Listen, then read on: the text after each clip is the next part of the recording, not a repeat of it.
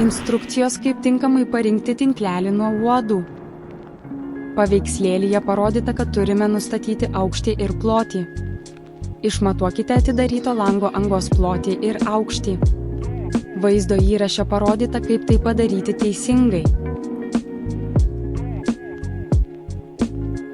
Matavimo žymės imame nuo vidinio krašto pradžios. Tiksliai taip pat kaip ir su apatiniu sandarikliu. Rekomenduojame atlikti 2 vertikalius matavimus, vieną kairėje, o kitą dešinėje pusėje. Jei reikia, atliksime kelis matavimus, juos užrašysime ir palyginsime. Atliksime horizontalius matavimus nuo dešinės vidinės tarpinės iki kairės vidinės tarpinės.